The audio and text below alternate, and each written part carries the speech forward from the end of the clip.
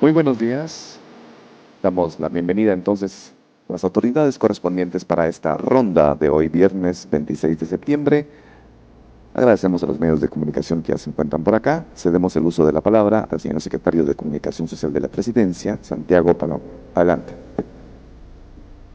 Muchas gracias, buenos días a todos los medios de comunicación que nos acompañan en esta edición de la ronda del viernes, a todo el pueblo de Guatemala que nos sintoniza a través de las plataformas y canales oficiales, a través de las plataformas de los medios de comunicación. A la mesa principal hoy nos acompaña el ministro de Gobernación, Francisco Jiménez, bienvenido, el director de la Policía Nacional Civil, David Boteo, el comisionado de Gobierno Abierto, Eddie Kush, que nos hablará de un tema muy importante, y el viceministro de Ambiente, Rodrigo Rodas. Como todos los viernes, empezamos con la frase del día, hoy citando a Freud, quien decía: ser completamente honrados consigo mismo es un buen ejercicio. Creo que es una buena manera para empezar este viernes.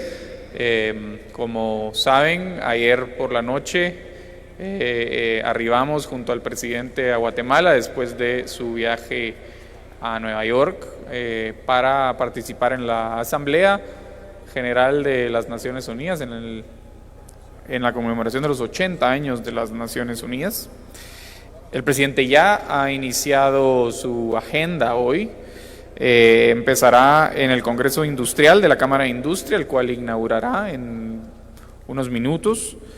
Por su parte, hoy también el presidente sostendrá una reunión con un grupo bipartidista de congresistas de los Estados Unidos denominado House Democracy Partnership.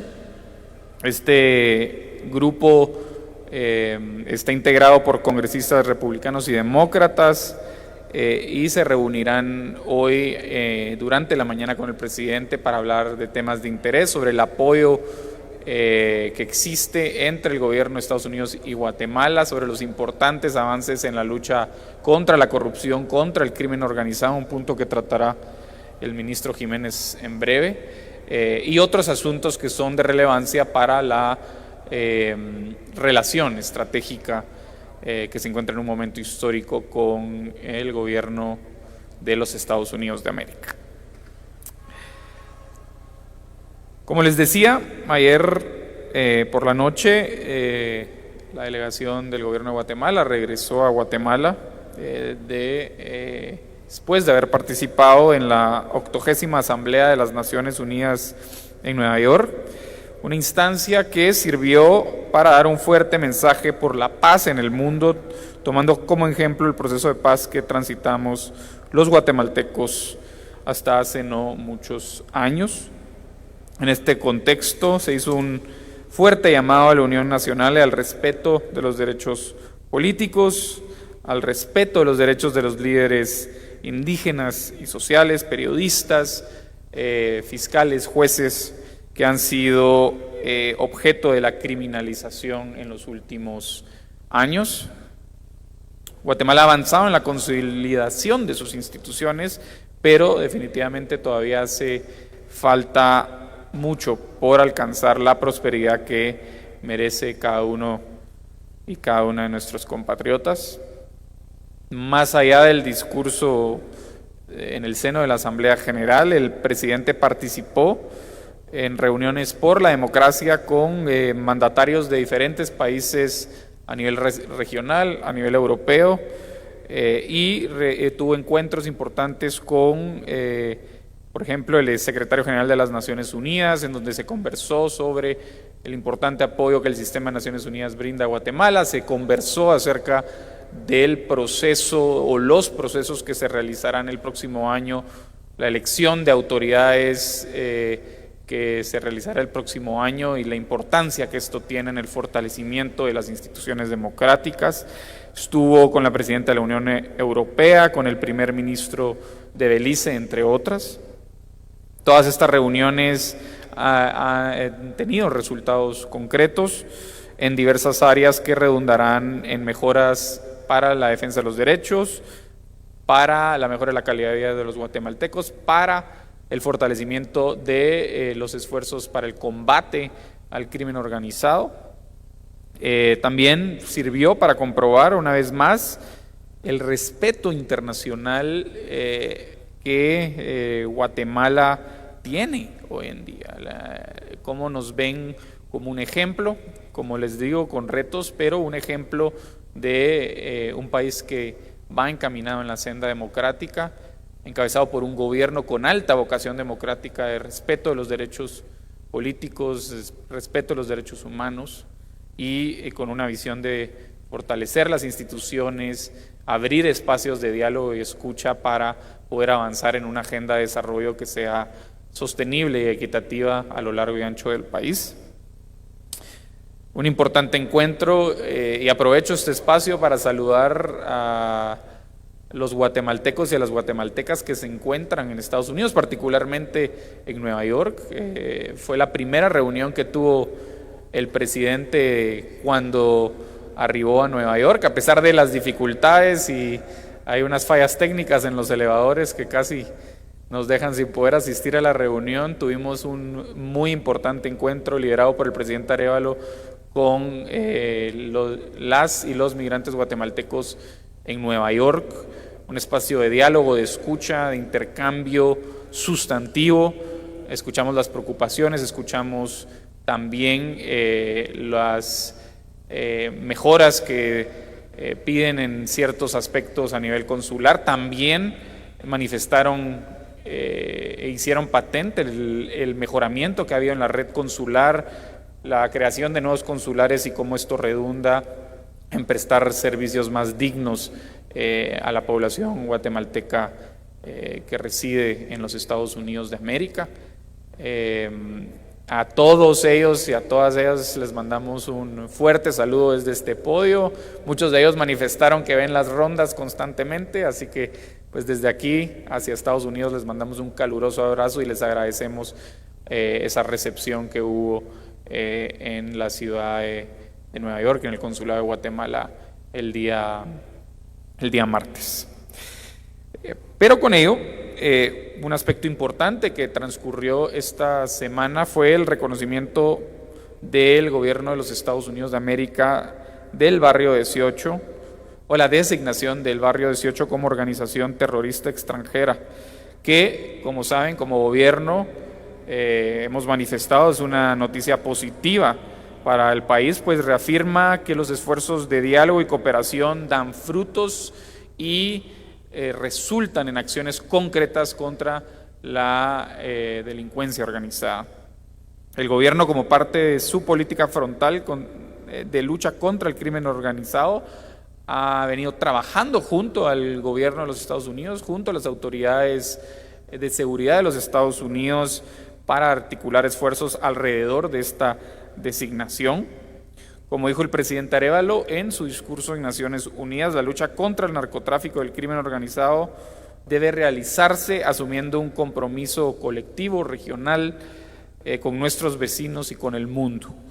Por eso hoy hemos invitado al ministro de Gobernación, Francisco Jiménez, quien nos dará más información de las acciones importantes que el Ministerio de Gobernación, que la Policía Nacional Civil viene realizando en ese sentido y el liderazgo que ha tomado también el Ministerio de Gobernación en esta lucha frontal contra la delincuencia organizada. También lo acompaña el director de la Policía Nacional Civil, David Boteo. Bienvenido, ministro, bienvenido, director.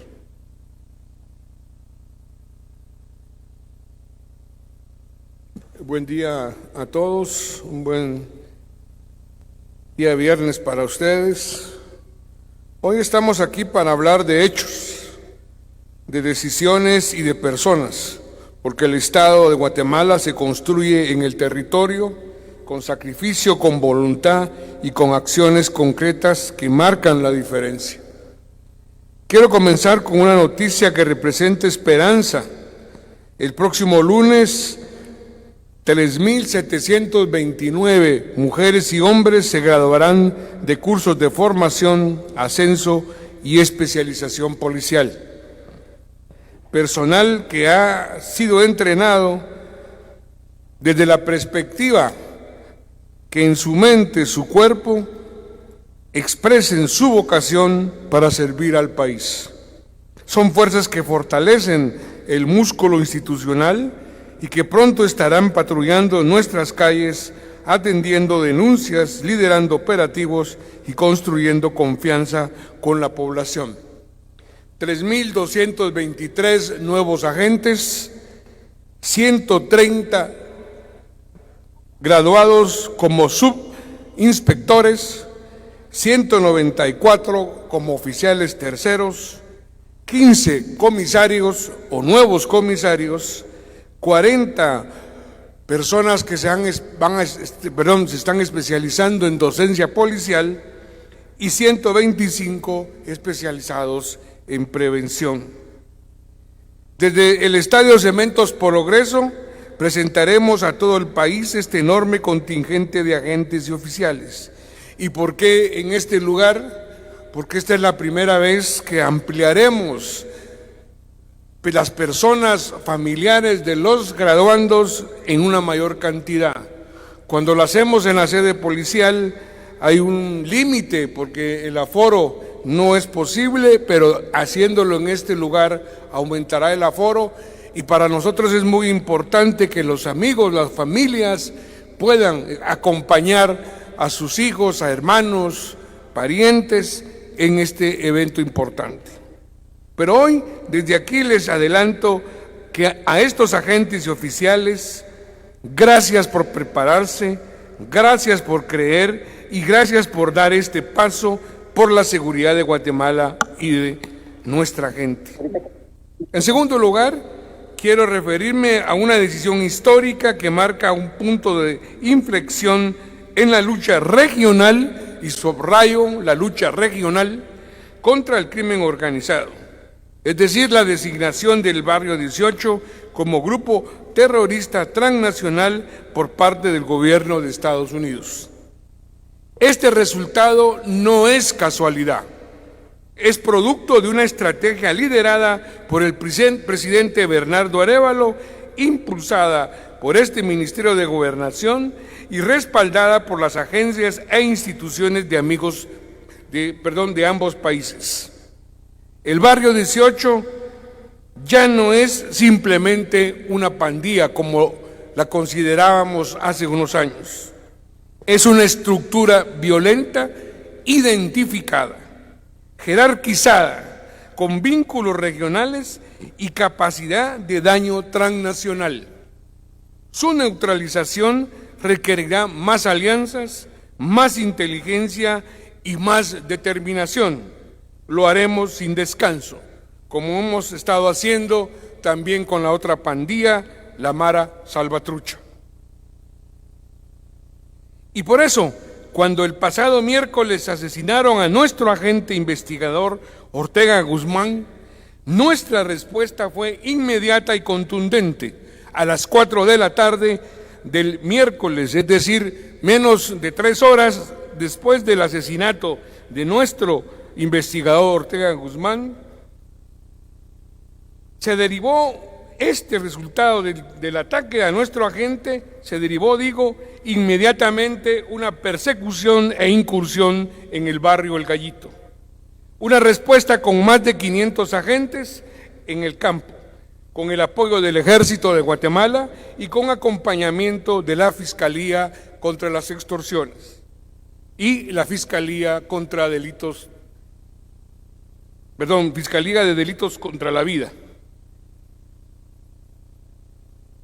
Quisiera decir fundamentalmente que hubo como resultado, en términos generales, 17 capturas, más de 24 armas largas y cortas incautadas, más de 900 municiones decomisadas y un mensaje claro a los criminales: este gobierno no les tiene miedo.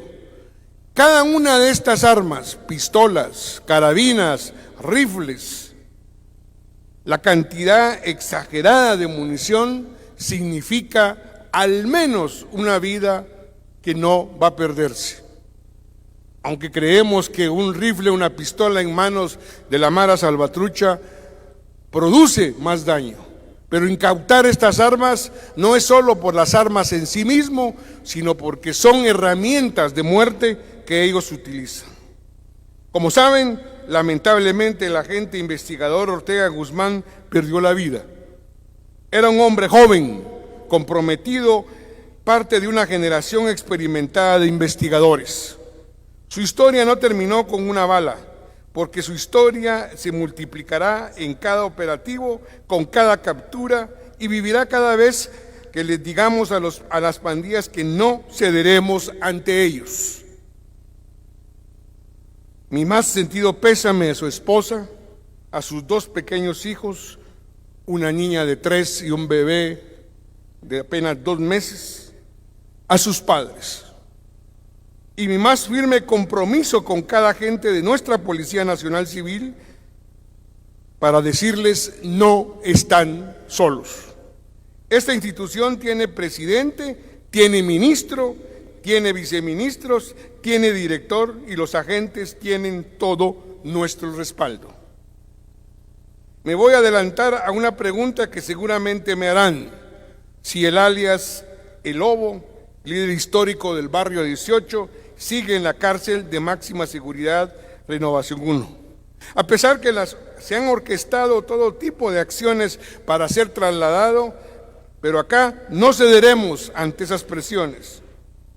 No cedimos antes y menos cederemos ahora. Responderemos con todo.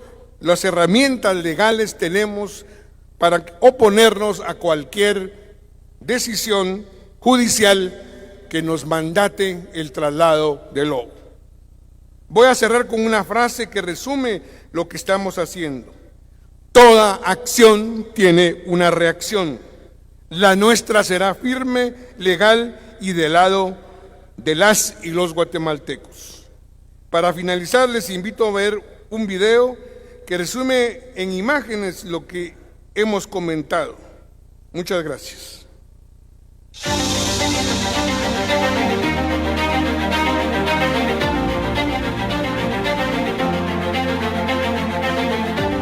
El próximo lunes 29 de septiembre, a las 10 de la mañana, se desarrollará el acto de graduación de más de 3.000 agentes de la Policía Nacional Civil en el Estadio Cementos Progreso, un evento que marca un hito importante en el fortalecimiento de la seguridad en nuestro país.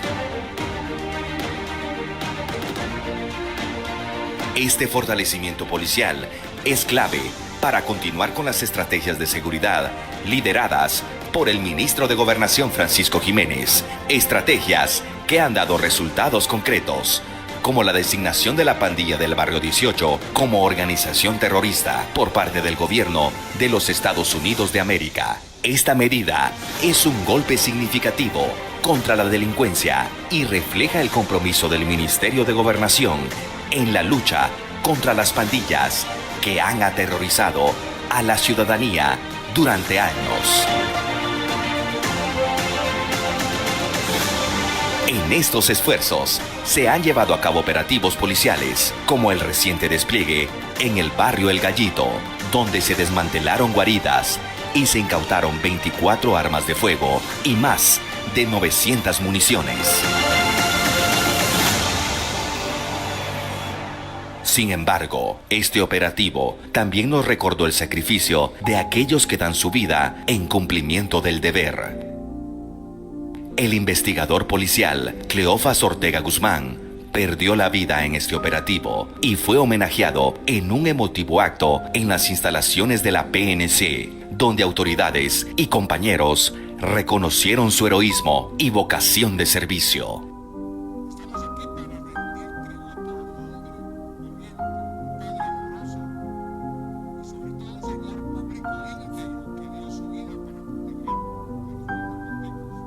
A la persona que hoy estamos despidiendo no es solamente un agente, no solamente es un investigador, sino un amigo, un compañero que en largas jornadas trabajó en bien del país.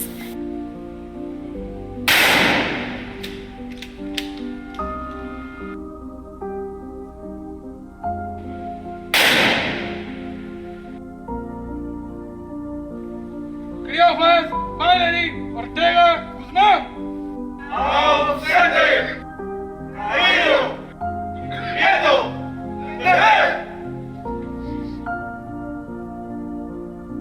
vamos a seguir luchando contra estas pandillas. No los vamos a dejar descansar. Y a quienes desafían al Estado, a quienes dañan a la población, les decimos: toda acción tiene una reacción. Esto no se quedará así. Y este es un compromiso del ministro de Gobernación, del presidente Bernardo Arévalo y de la señora vicepresidenta.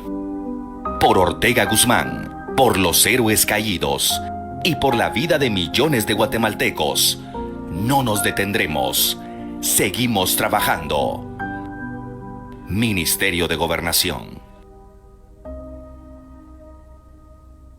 Ahora quisiera darle la palabra al señor director, que tiene unos mensajes de estos temas de manera más operativa. Por favor, director. Muy buenos días a todos.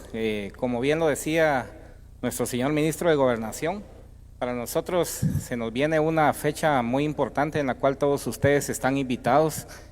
Prácticamente el pueblo de Guatemala va a ser el beneficiado de este apoyo que va a tener en materia de seguridad, este fortalecimiento de la institución policial. La Policía Nacional Civil durante estos últimos años ha estado teniendo bajas de policías por motivos de jubilación y otras situaciones administrativas, con un promedio de 1,000 policías cada año. Empezamos con un estado de fuerza de 43,000 policías y en la presente fecha tenemos 40,764 policías, lo cual estos 3,729 nuevos agentes graduandos y especializados que se van a dar el próximo lunes va a ser un tema de fortalecimiento real. Y algo importante, como lo decía nuestro señor ministro, era el hecho de que Estados Unidos haya designado como terroristas al barrio 18. ¿Y por qué lo digo? Porque generalmente ustedes se recordarán, enero 2011, un bombazo en buses de rutas Quetzal en la calzada San Juan. Enero 2019, el caso famoso denominado La Rancherita, donde una fémina lanzó una bomba incendiaria dentro de un bus y perdió las manos. Situaciones como estas, acciones como estas, son actos terroristas que han venido a causarle un grave daño en contra de la vida, daño psicológico y poniendo en riesgo la seguridad del país. Siempre hemos dicho nosotros que tanto la Mara Salvatrucha como el barrio 18 generan acciones terroristas que desestabilizan al país y específicamente al ciudadano guatemalteco. En este caso, lo importante de esta designación es que hay 4 aspectos principales. Uno es el congelamiento de las cuentas, el congelamiento de fondos. El otro es la prohibición de transacciones financieras dentro de esas organizaciones criminales o su financiamiento. Otro de los aspectos principales que es importante para nosotros es la cooperación internacional. Y algo también importante es la extradición, que en este caso hay varias empresas multinacionales extranjeras que operan en nuestro país que han sido afectadas durante años por las famosas extorsiones empresariales y extorsiones que se dan también por derecho de paso en las diferentes colonias donde operan las diferentes clicas a nivel nacional de ambas pandillas. ¿Qué es lo que sucede con esto? Que esto para nosotros como Guatemala no basta. ¿Y por qué digo eso? Porque esas son acciones que nos dan un camino, una orientación hacia dónde tienen que ir las leyes de nuestro país.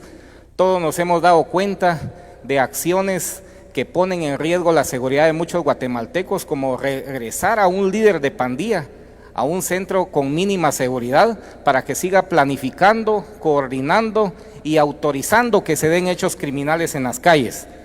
¿Qué es lo que queremos decir?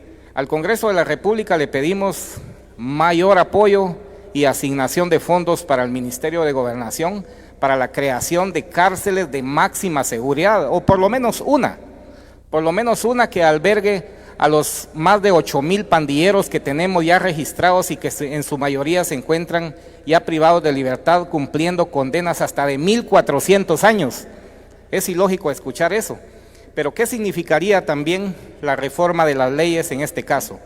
No solo sería de declarar terrorista a un pandillero, llegar a un centro carcelario y notificar una nueva orden de aprehensión por terrorismo, sino que también que dentro de ese delito hayan acciones sumamente importantes, como la clasificación de reos por grado de peligrosidad. Estamos hablando de un nivel bajo, medio y alto.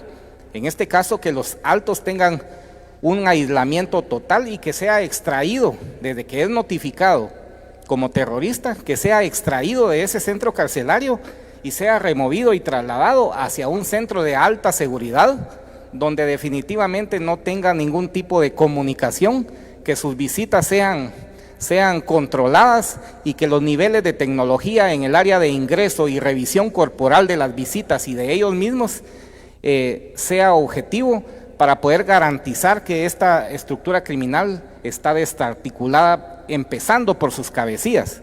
Siempre hemos dicho una cosa: nada sucede en la calle sin que haya una autorización de los líderes de las pandillas.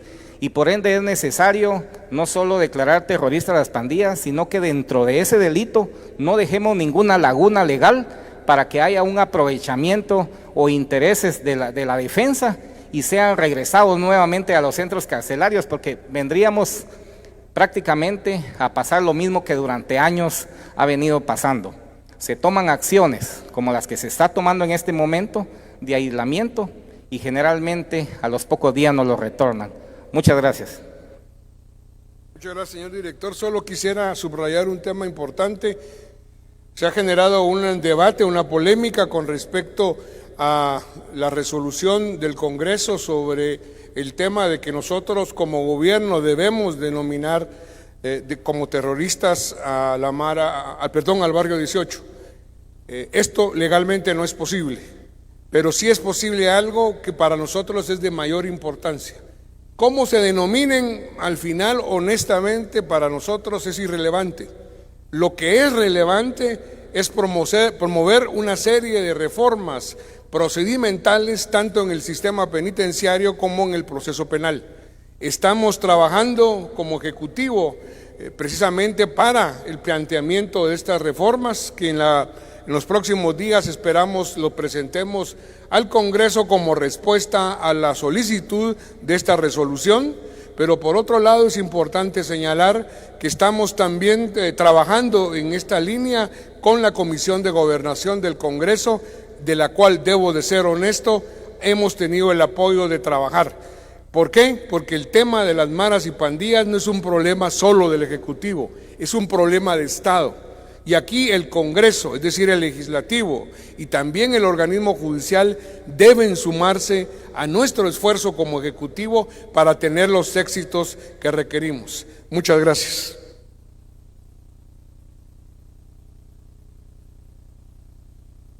Muchas gracias, señor ministro. Muchas gracias, señor director, por esta información y extender también en nombre del presidente y del gobierno de Guatemala el más sentido pésame por la partida del agente Ortega Guzmán. Creo que las palabras del ministro y el director describen perfectamente bien la postura de este gobierno y cómo la mejor manera de honrar su memoria es siguiendo adelante con los esfuerzos de combate al crimen organizado y a la delincuencia en el país.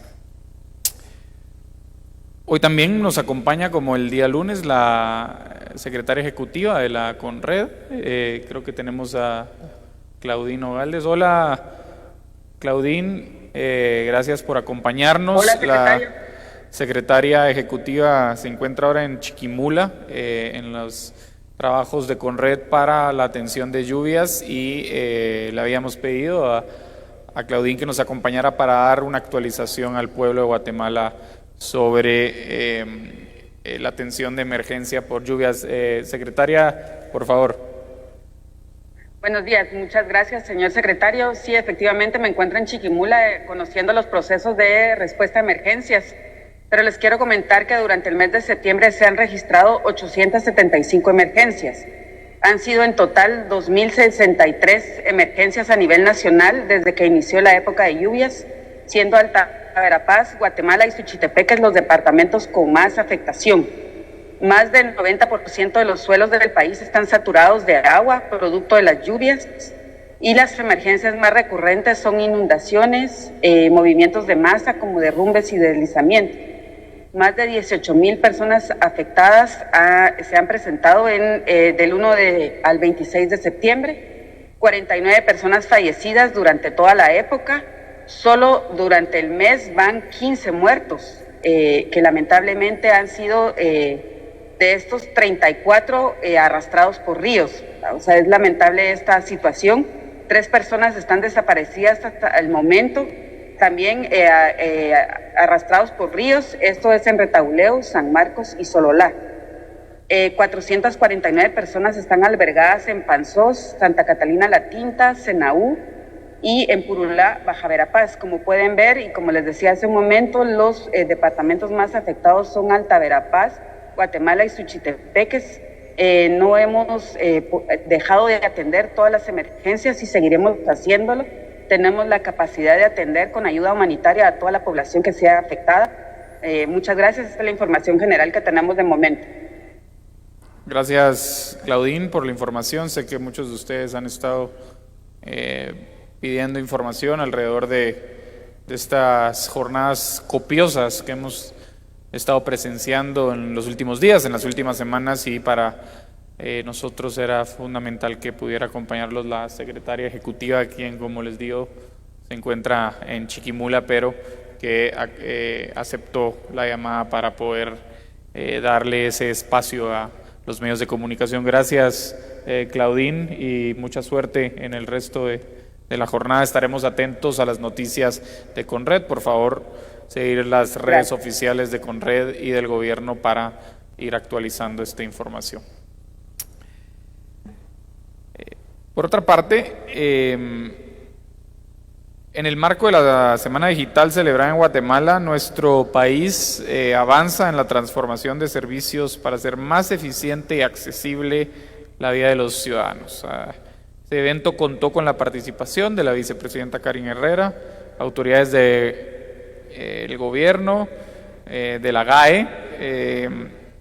Por eso hoy nos acompaña el comisionado de ICUSH, quien nos dará mayor información sobre este evento y otras acciones de gobierno en favor de la transparencia, en favor de la digitalización y de la eficiencia en la administración pública. Señor comisionado, bienvenido.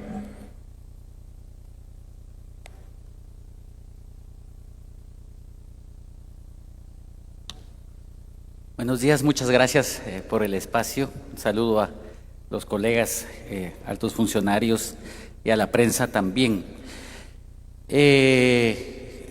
Como ustedes saben, hay un esfuerzo que se hace por parte del gobierno relacionado a promover la transformación digital. Nosotros planteamos que previo a asumir el compromiso en esta gestión, pues hay un contexto establecido relacionado a que hay altos niveles de burocracia, largas colas, viajes innecesarios, costos de parqueo, tramitadores o intermediarios, corrupción amplia en los ámbitos de los trámites de servicios públicos, lo cual ha impactado en general, históricamente, en un malestar generalizado por parte de la ciudadanía.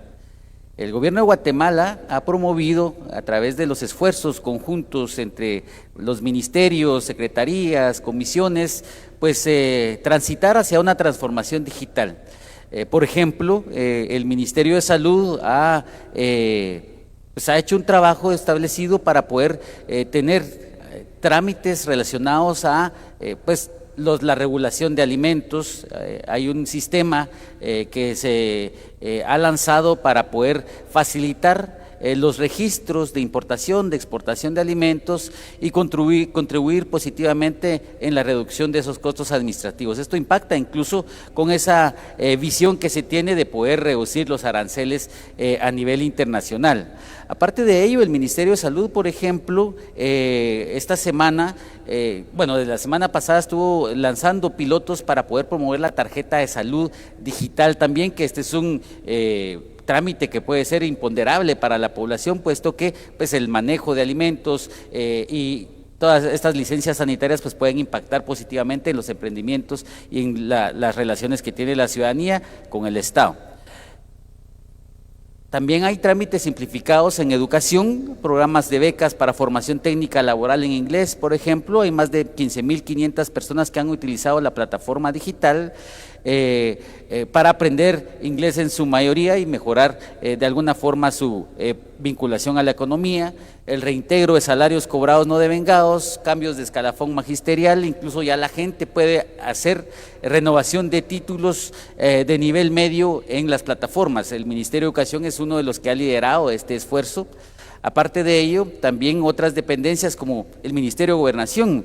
Hay una comisaría digital que ha estado trabajando fuertemente en promover trámites digitales, por ejemplo, la constancia electrónica de extravío de documentos. Creo que a todos nos ha pasado perder nuestros documentos o por las situaciones que puedan suscitarse en el país, pues la gente ya puede renovar o hacer la declaración en la comisaría digital, y también ya mejoras hacia los sistemas de antecedentes policiales que también ya están disponibles hacia la población. Hay trámites simplificados en el MAGA, certificados fitosanitarios internacionales de exportación, por ejemplo. Los agricultores pueden acceder a mercados internacionales con la garantía de que cumplen con los compromisos del país en el marco de la Convención Internacional de Protección Fitosanitaria, que son algunos de los trámites que está impulsando el MAGA en este sentido. Aparte, una especial mención, el Ministerio de Cultura y Deportes es uno de los ministerios que ha avanzado y tiene una ventanilla ágil, 100% digital, en el que tiene trámites como la compra de boletos a parques. La gente turistas que quieren viajar al Parque Tikal, por ejemplo, pueden comprar en línea sus boletos. Tienen un sistema de pasarelas de pagos bastante eficiente, también el acceso a canchas deportivas, entre otros temas, pero ellos están liderando una visión de tener 100% digital sus trámites. Y en ese marco, en esos esfuerzos que se están haciendo, ¿cómo impactar esta transformación digital hacia la gente? Pues se necesita también de los esfuerzos conjuntos. Otros países han transitado a esa transformación digital, y esta semana, como muy bien lo mencionaba el secretario de Comunicación, se desarrolló una semana digital. Guatemala ha venido participando a través de la Comisión Presidencial de Gobierno Abierto y Electrónico en un espacio que se llama la Alianza Digital, que parte desde el 2024 a tener conversaciones y esfuerzos bilaterales entre la Unión Europea y países latinoamericanos para avanzar en la transformación digital. El gobierno de Guatemala ha propuesto ser sede en Antigua Guatemala, y este diálogo albergó 180 expertos, ministros, representantes y diplomáticos de ambas regiones, donde pues Guatemala se posiciona como un promotor de la transformación digital en la región. Y pues como anfitriones aprovechamos en un esfuerzo también que veníamos gestionando con la Unión Europea relacionado a un apoyo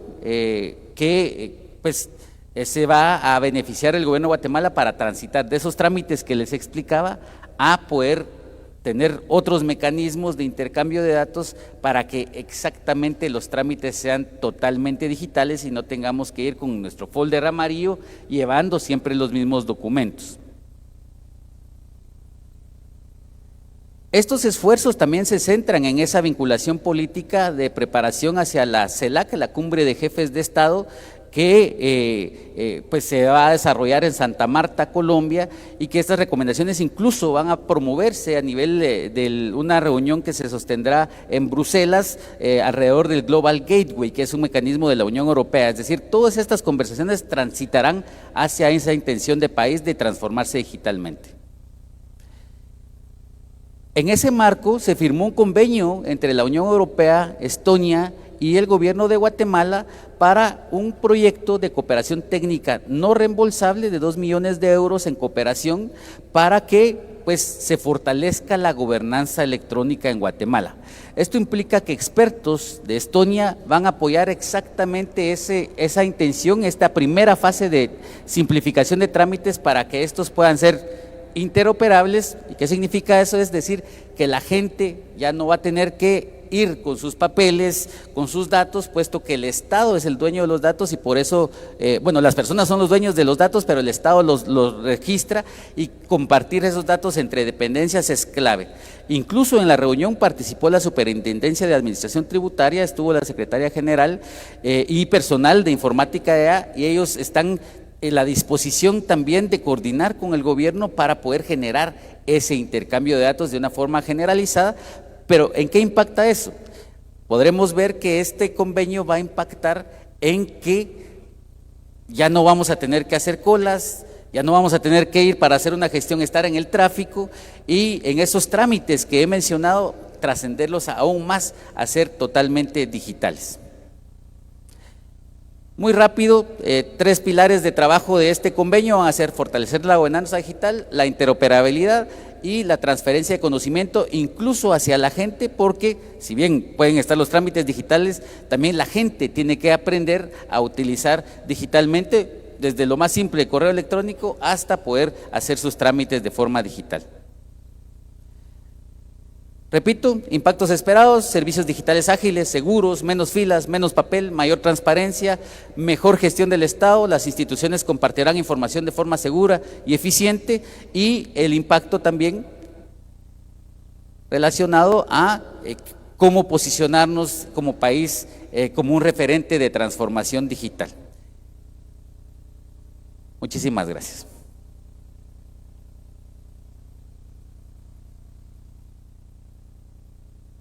Muchas gracias, comisionado Kusch, por esta información valiosa acerca de los avances de este gobierno en favor de la digitalización y la transparencia en los servicios públicos. Por último, pero no por ello menos importante, hoy nos acompaña el viceministro de Ambiente, Rodrigo Rodas. El Ministerio de Ambiente trabaja en diferentes ejes para la protección ambiental, lo que incluye, por supuesto, la reducción de la contaminación, la protección de bosques y la conservación de la biodiversidad. Hoy nos acompaña el viceministro para hablarnos sobre la reforma al Reglamento de Evaluación, Control y Seguimiento Ambiental y otras acciones que desde el Ministerio se están tomando en favor de la naturaleza, en favor del medio ambiente. Viceministro, bienvenido.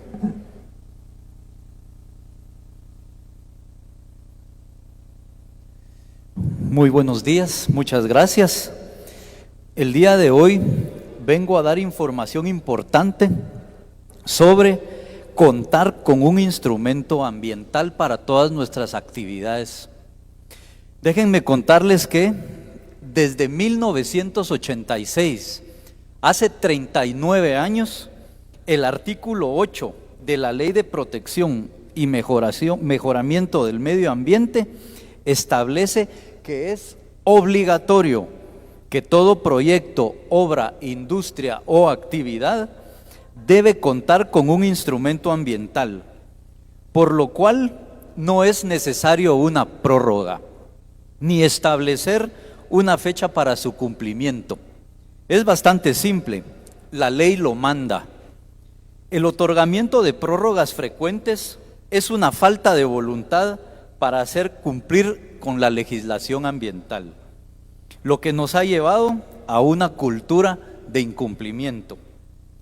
En los últimos 9 años, contar con una licencia ambiental se ha prorrogado en 4 ocasiones y en todos los casos no ha funcionado. No hubo resultados significativos y la mayoría de actividades siguen sin estar reguladas. Los instrumentos ambientales permiten una gestión sostenible de los recursos al contener medidas de mitigación que disminuyen los impactos al ambiente provocados por cualquier actividad que se realice. Sin esta gestión adecuada, hemos visto en los medios de comunicación que existen deslizamientos que bloquean carreteras, emanaciones tóxicas por no cumplir con prácticas ambientales y que intoxican a los vecinos, areneras que contaminan con polvo el aire y afectan a los vecinos, crianza de tilapias que contaminan lagos, hablando específicamente de nuestro lago de Atitlán, que es patrimonio natural de todos los guatemaltecos, y ríos que reciben residuos tóxicos, por mencionar algunos. Dichas prórrogas imponían una multa mínima de 5,000 quetzales, no importando el impacto ambiental generado por la actividad. Es así que una actividad de mínimo impacto paga la misma multa que un proyecto de alto impacto, lo cual no es equitativo, ya que la multa debe ser proporcional al impacto ambiental ocasionado. En cuanto a las multas, me permito informar lo siguiente. Si se presenta de manera voluntaria a regularizarse, se impondrá el monto mínimo de la multa de acuerdo a la categoría de la actividad establecida en el listado taxativo y basado en el artículo 109 literal A del Reglamento de Evaluación, Control y Seguimiento Ambiental, siendo estas para la categoría A 75,000 quetzales, para la categoría B1 50,000 quetzales, para la categoría B2 25,000 quetzales, para la categoría C 5,000 quetzales y la categoría de registro, que es de mínimo casi nulo impacto, no tiene multa. En caso existiere algún tipo de denuncia o proceso sancionatorio y si contraviene lo dispuesto en el artículo 33 literal D del Reglamento de Evaluación, Control y Seguimiento de la Ley de Protección y Mejoramiento al Medio Ambiente, es decir, la reincidencia, se aplicaría la multa máxima. Aquí vale la pena mencionar que esto puede ser resultado de alguna denuncia realizada por ciudadanos que comiencen con algún proceso sancionatorio dentro del ministerio o como resultado de acciones de control y seguimiento que lleva a cabo el ministerio. En ese sentido, tenemos que para categoría A de alto impacto serían 100,000 quetzales, para categoría B1 de mediano a alto impacto 75,000 quetzales, para categoría de mediano a bajo impacto 50,000 quetzales, para categoría C de bajo impacto 25,000 quetzales. Y la categoría de registro no tiene multa. Recordemos también que estas son multas administrativas y una categoría de registro podría sí tener algún tipo de sanción o multa, pero de tipo judicial. Entre las razones de eliminación de fecha se pueden mencionar las siguientes. En la práctica genera un clima de incertidumbre innecesario ante la población, especialmente en las pequeñas actividades económicas. Genera un incremento en el costo de elaborar instrumentos ambientales para obtener la regularización. Se promovía la corrupción, es decir, presión hacia los usuarios para regularizarse, y se abrían caminos informales para intentar regularizar las actividades presentando instrumentos de muy baja calidad. Nosotros queremos promover la formalidad en las actividades comerciales del país y que la población sea consciente que debemos todos cumplir con lo que manda la ley en materia ambiental. Y finalmente provocaba la acumulación de gran cantidad de expedientes al llegar la fecha límite, afectando el plazo de análisis y resolución de los instrumentos ambientales. Es importante recalcar que es obligatorio para toda la población, según el artículo 8 de la Ley de Protección y Mejoramiento del Medio Ambiente, contar con un instrumento ambiental.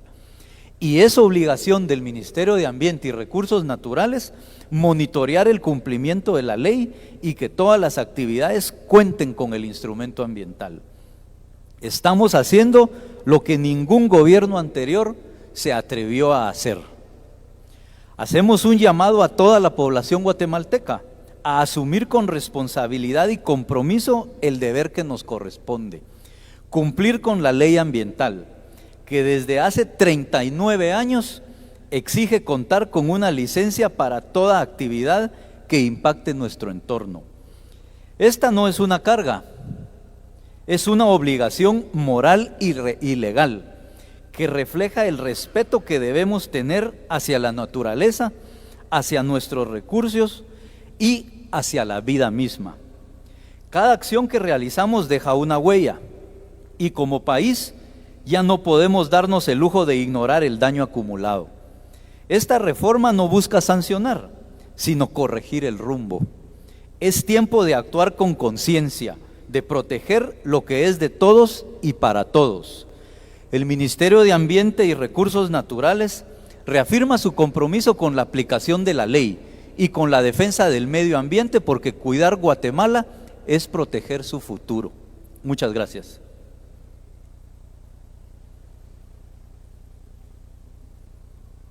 Muchas gracias, viceministro Rodas, por la información.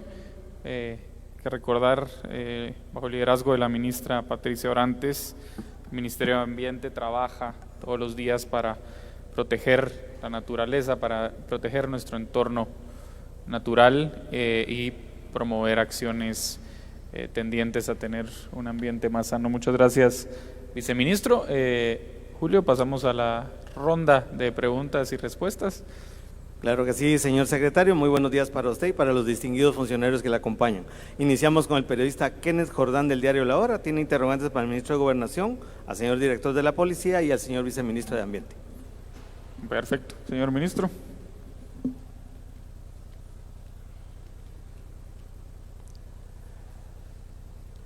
Buenos días, funcionarios presentes, ministro, director.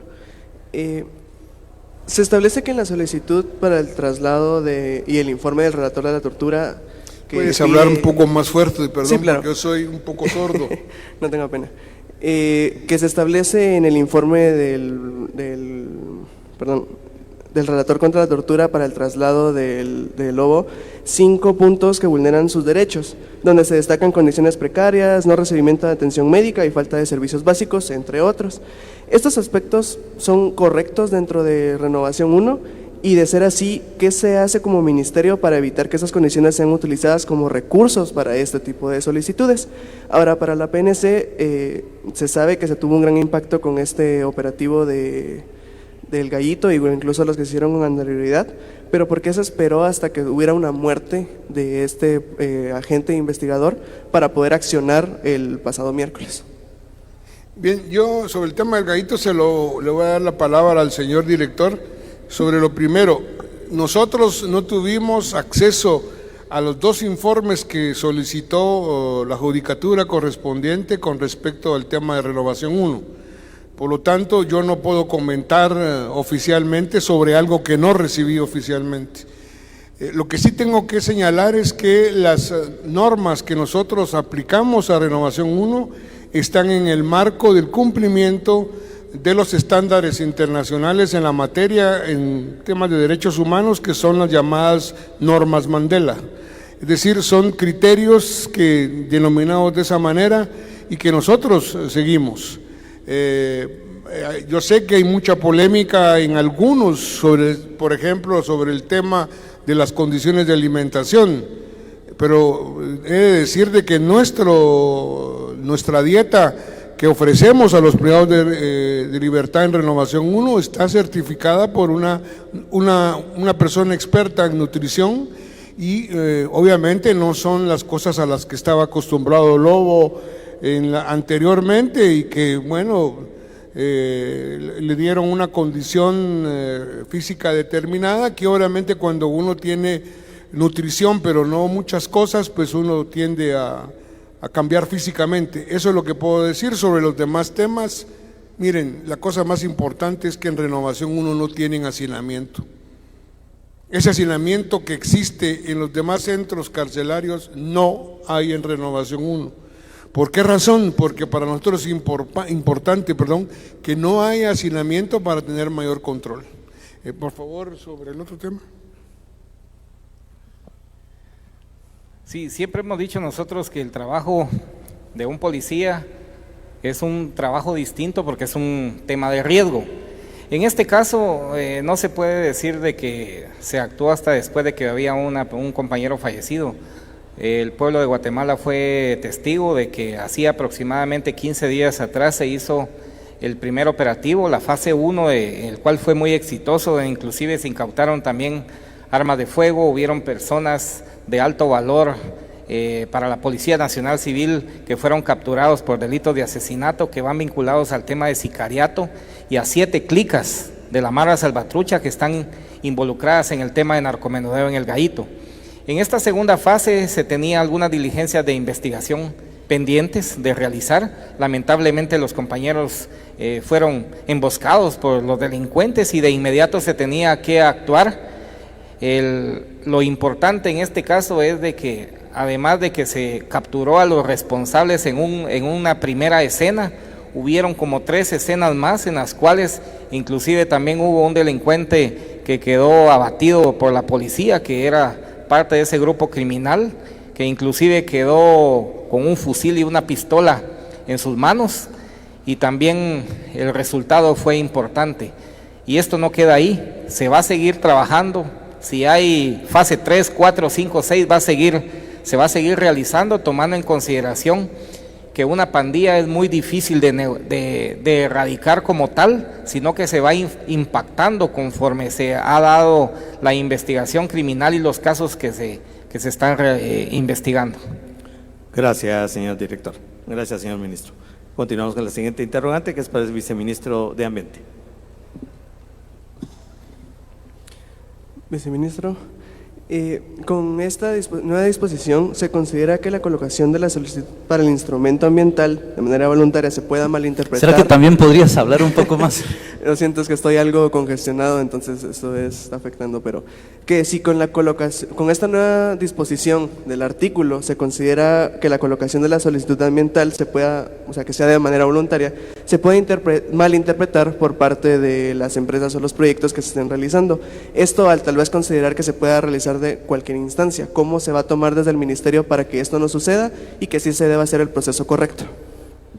Sí, mire, esto es un tema, como yo dije, número 1, de cumplir con la ley, y también un tema moral y legal. Todos sabemos que impactamos el ambiente de una u otra manera, y ya es tiempo de que nuestras actividades incluyan todo el tema de sostenibilidad.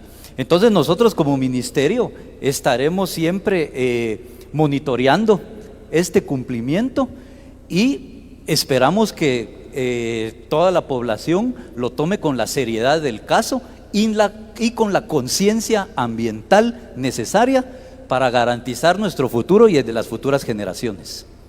Gracias, señor viceministro. Continuamos con el periodista Eduardo Perea de Radio Sonora. Él tiene interrogante para el señor ministro de Gobernación.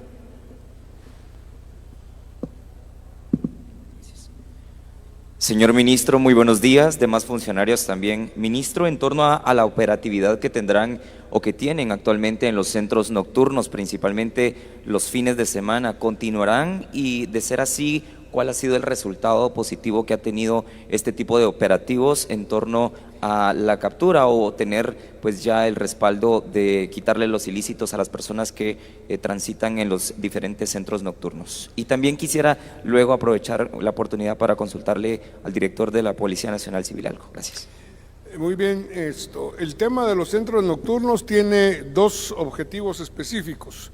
Uno es, como nuestra responsabilidad es que se cumpla la ley, que efectivamente se cumpla la norma que obliga a que los centros nocturnos dejen de operar después de la 1 de la mañana. Esto es importante por varias razones, pero una de las más diría yo, emblemáticas tiene que ser de que se respete efectivamente por parte de estos lugares la norma. Segundo, en muchos, no puedo decir que en todos, pero en muchos de estos lugares o los propios comercios están involucrados en el narcomenudeo, o son lugares donde, aunque no estén de acuerdo los dueños, hay distribución de narcomenudeo. Y nosotros estamos en este momento con una contundencia fuerte de abordar y de detener el tema en la medida de nuestras posibilidades del tema del narcomenudeo. ¿Por qué razón y por qué no se hizo antes? Precisamente porque tenemos el riesgo de las drogas sintéticas, particularmente el riesgo que entre al mercado ilícito el fentanilo. Nosotros no podemos permitir como gobierno el que esto se dé a cabo, y vamos a seguir con todos los procedimientos a través de la multisectorial y a través del trabajo de la policía en este sentido.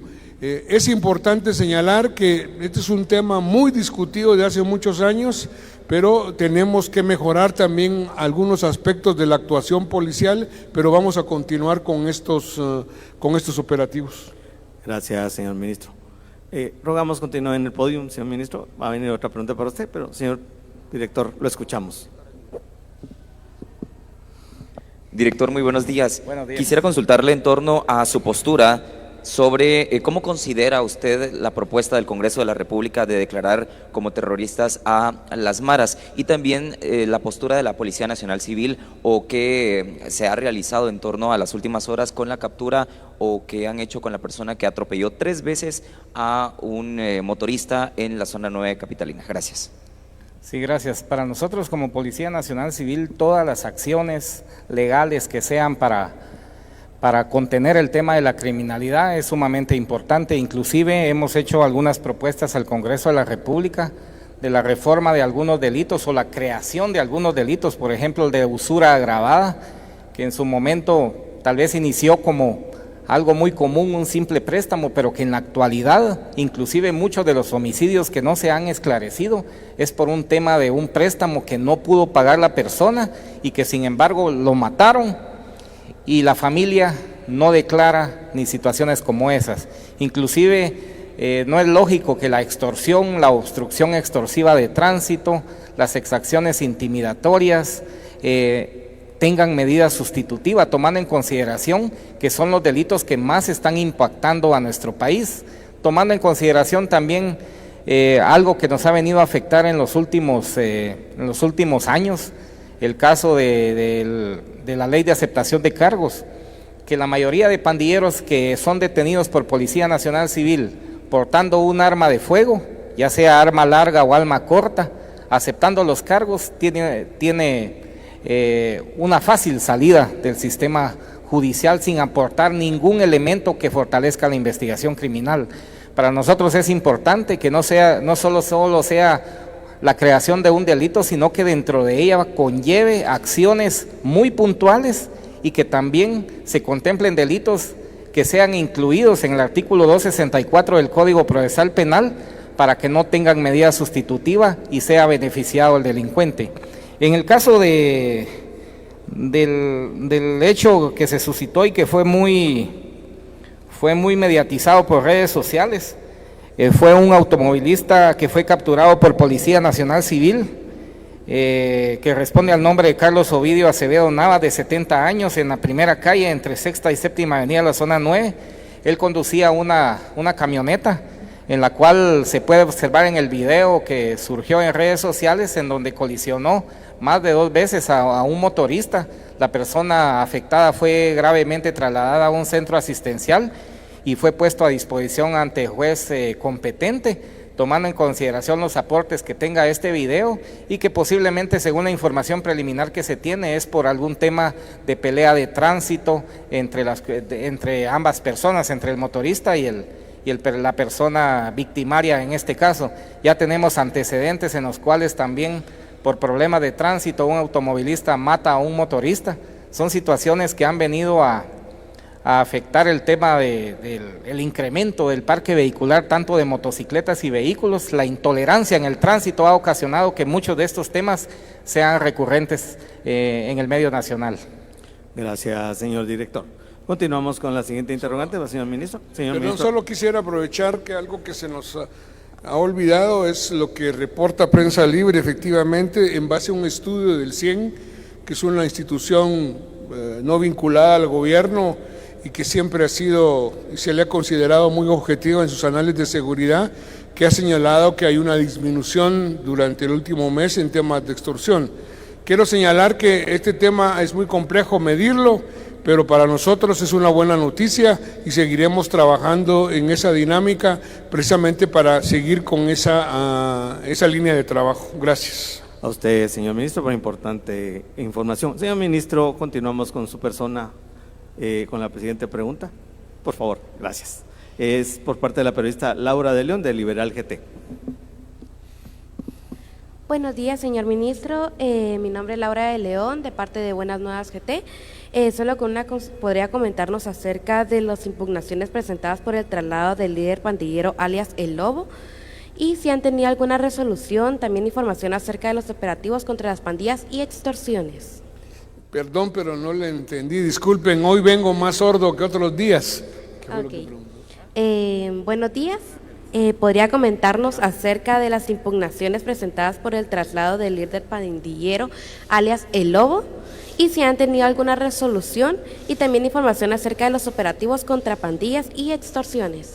Bien, algo que es importante es señalar que nuestro trabajo no va dirigido a alguien en particular en términos personales. Esto es muy importante. Nuestro objetivo son estructuras criminales. Y obviamente que en una estructura jerarquizada hay liderazgos que son los que tienen el control de la dinámica criminal. Nosotros abordamos en particular algún privado de libertad o algún criminal en esa lógica. Con respecto al Lobo, yo diría más bien con respecto a las pandillas, es decir, al barrio 18 y a la Mara Salvatrucha. Nosotros hemos iniciado una estrategia que habíamos planteado hace ya algún tiempo, pero que no nos adelantamos un poco en iniciarla, pero es precisamente con 3 objetivos fundamentales. Uno, el desmantelamiento o el debilitamiento de estas estructuras criminales.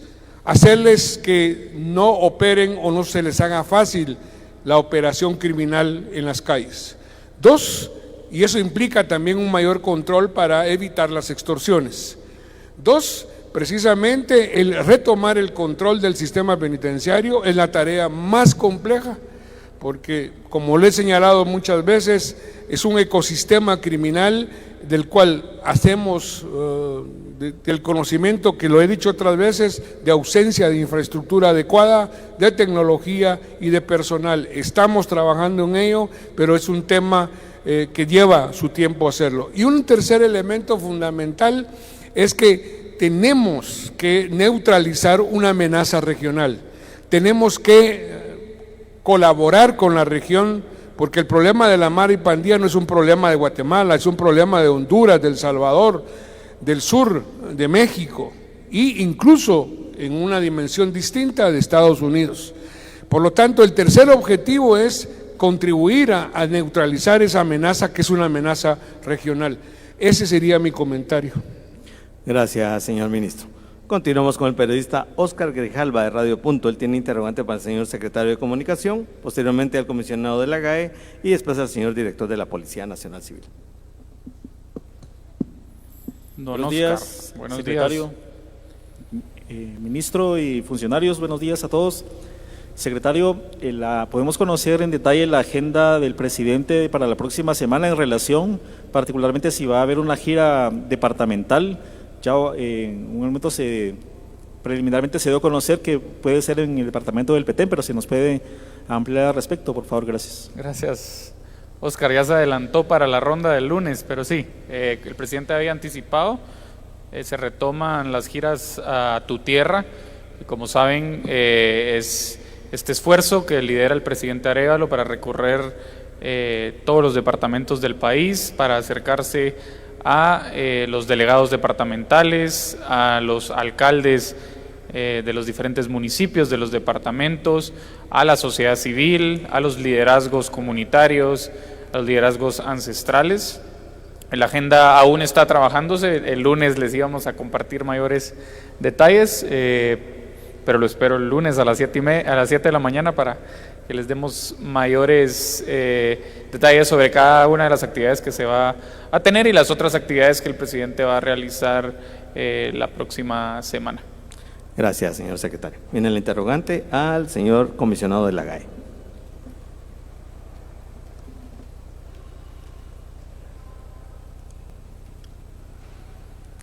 Comisionado, la consulta es en relación a los trámites digitales que usted ha indicado anteriormente, que desde el año pasado se viene en este proceso en el cual usted ha mencionado que hay una necesidad de cubrir una brecha digital en las instancias públicas.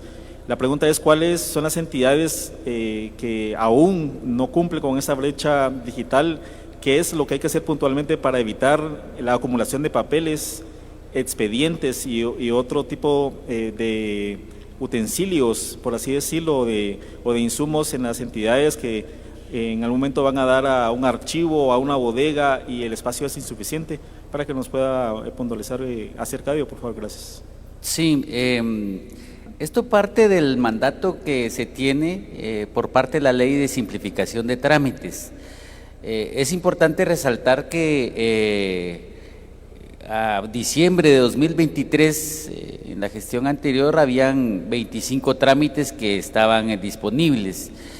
De febrero a agosto de 2024 es donde las dependencias avanzaron grandemente en esta simplificación, dado que había un tiempo específico relacionado a la ley de simplificación que establecía un plazo para tener digitalizados los trámites, y pues se alcanza un número significativo que ahora a este momento hay 894 trámites en línea.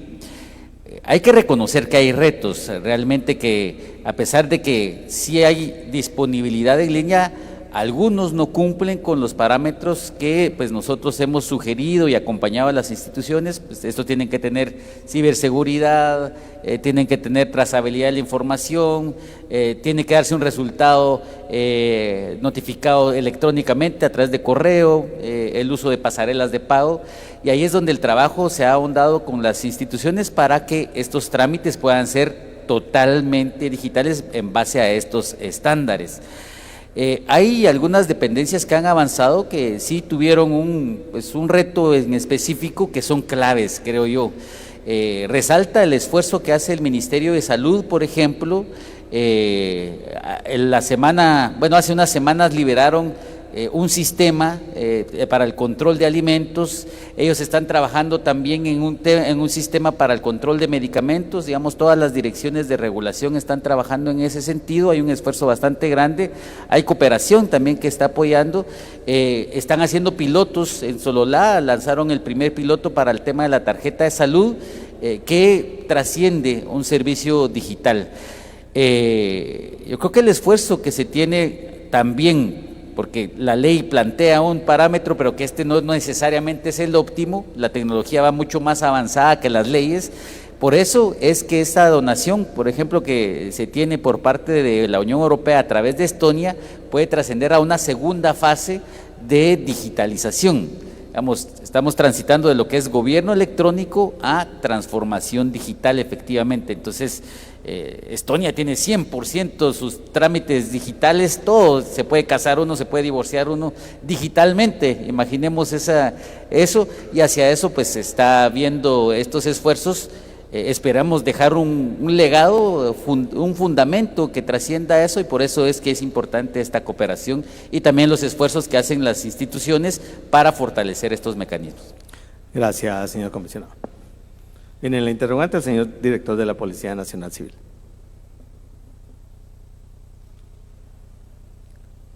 Director, nuevamente buen día. Buenos días. ¿Cuáles son los protocolos que activa la DEIC en el caso de los jóvenes desaparecidos que se reportan a nivel nacional, aparte de lo establecido por la alerta Alba Kenneth y otras acciones que ya se conocen en ese contexto?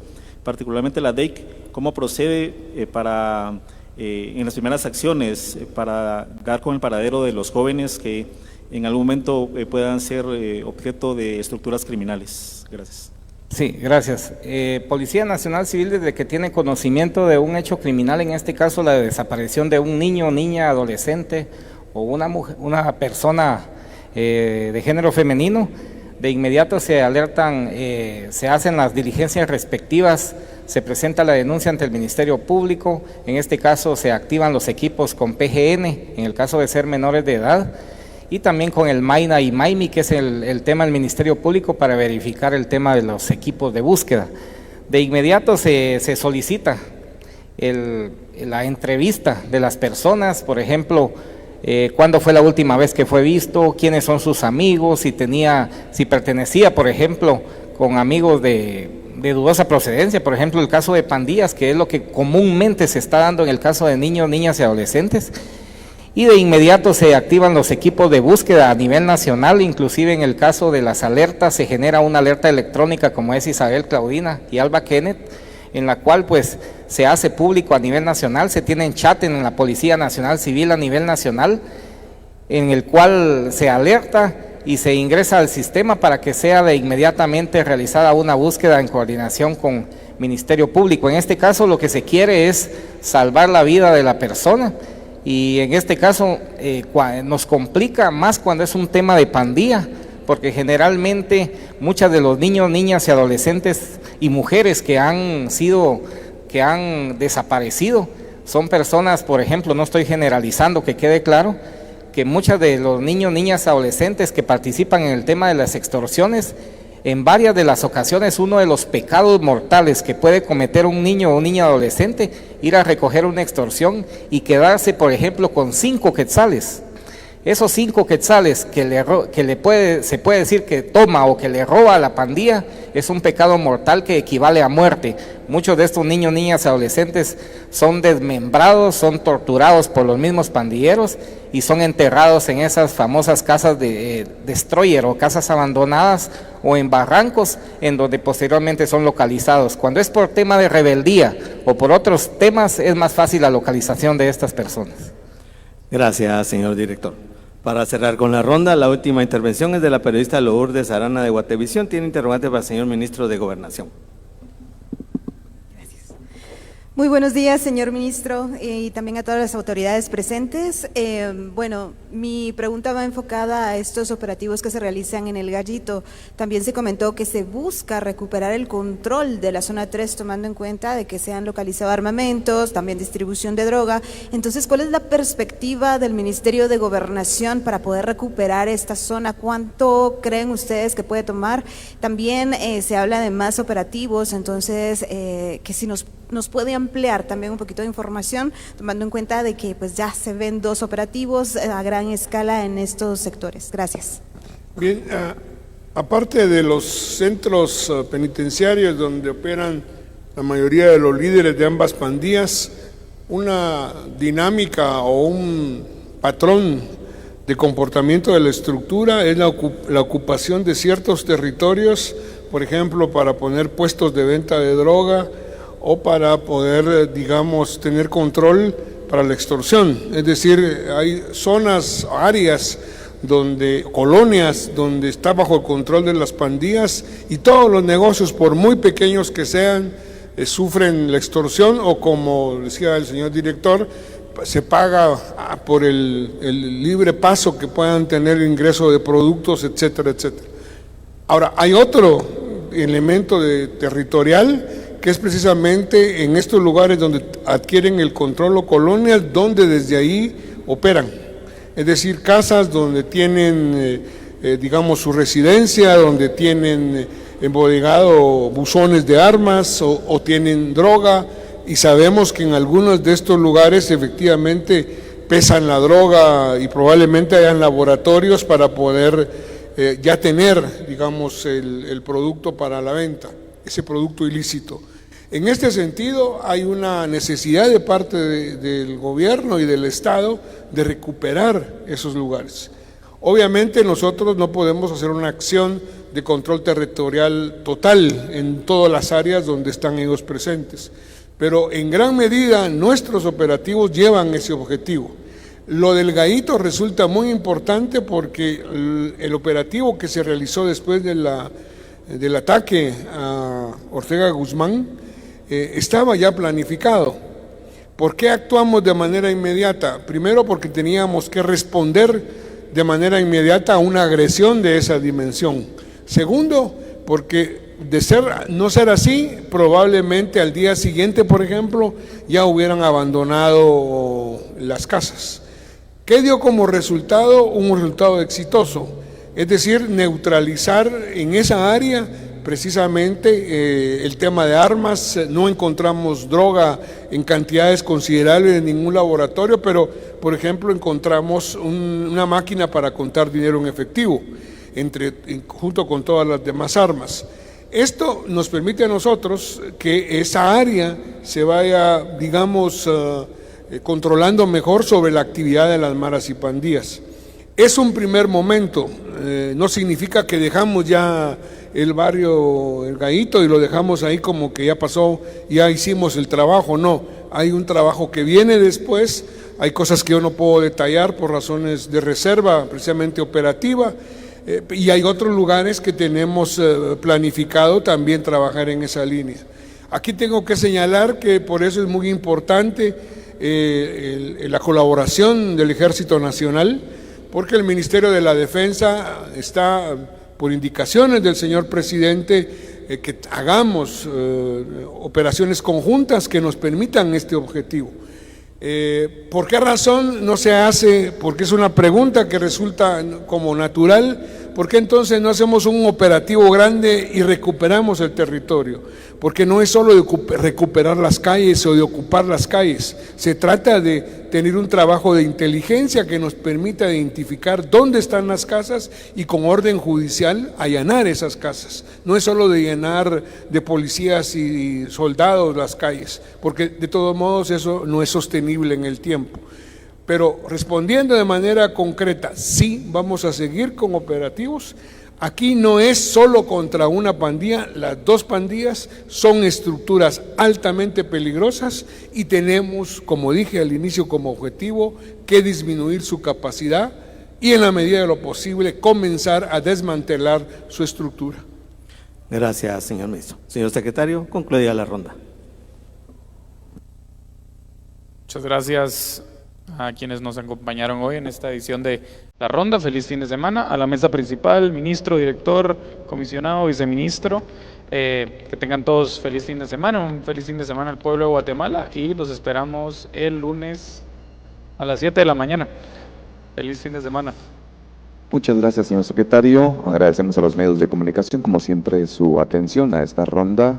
Procedemos al egreso de las autoridades correspondientes y les deseamos un excelente regreso a sus actividades.